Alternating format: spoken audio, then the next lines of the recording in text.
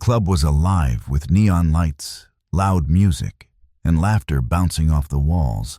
I thought coming here with my wife would bring us closer, maybe remind us of who we once were.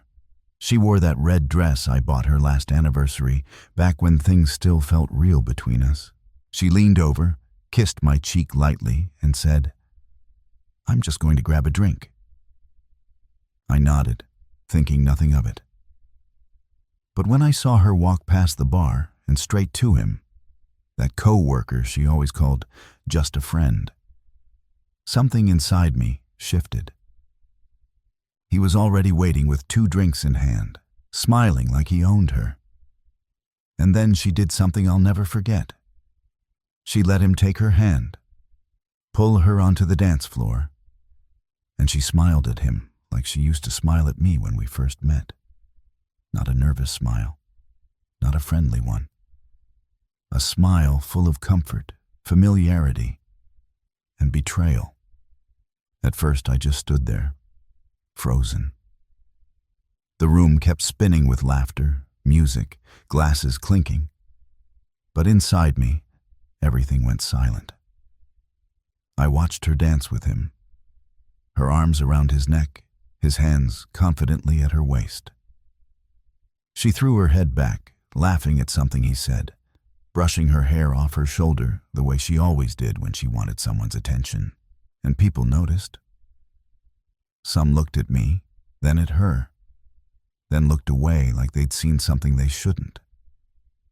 My friend stood awkwardly near the table, unsure if he should tell me to leave or to stay and fight for her. But I didn't move. I let the truth settle in, not the kind that explodes like a bomb, but the kind that sinks slowly, burning everything on its way down. I didn't explode in anger. Instead, I walked back to our table, sat down, and pulled out my phone. I had the documents ready for weeks. Painfully drawn up divorce papers, bank transfers, property revisions. Things you only prepare when your heart already knows the ending, even if your mind doesn't want to accept it. My thumb hovered for a second. But when I looked back at her, spinning under the club lights in another man's arms, I felt something sharper than heartbreak. Clarity. I clicked send. In that moment, every shared password was changed. Every card I paid for in her name cut off. The car she drove legally transferred back to me. The house, mine alone now. She didn't know it yet, but everything she thought was hers had just been taken back. By midnight, I walked onto the dance floor. The music didn't stop, but conversations around us did. She saw me approaching, and for the first time that night, her smile faded. I didn't shout. I didn't cry. I just took the DJ's mic and said, loud enough for everyone to hear, "To my wife, check your email. Since you clearly want a different life, I'm giving you the freedom to have it. Everything you thought was yours was mine, and I just took it back." The room fell into a heavy silence. She stood still, eyes wide, lips trembling. The guy she was dancing with stepped away like he'd just touched fire. People stared, some shocked, some whispering, some quietly impressed that I didn't crumble like they expected. She followed me out of the club, heels clicking desperately on the pavement. "Please wait. Let me explain," she cried, grabbing my arm. Her voice was shaky now, soaked with panic she didn't have an hour ago. I turned and looked at her, not with anger, but with exhaustion. "Explain what?" I asked quietly. "The dancing, the lies, or the way you forgot I existed while I stood 10 feet away?" She began to cry harder, saying it meant nothing, saying she was just caught up in the moment. But I shook my head. "No," I told her softly. "You made your choice on that dance floor.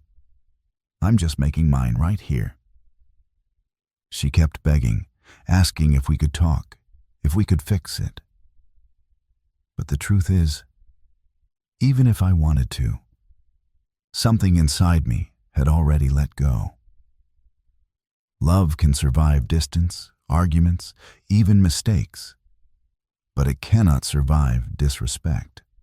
I gently removed her hand from my arm and whispered, "You didn't just break a promise. You broke us." She stood there in the cold night air, tears streaming down her face as I walked to my car. Not once did I look back. Driving home alone, I expected to feel shattered. But instead I felt quiet, empty but peaceful.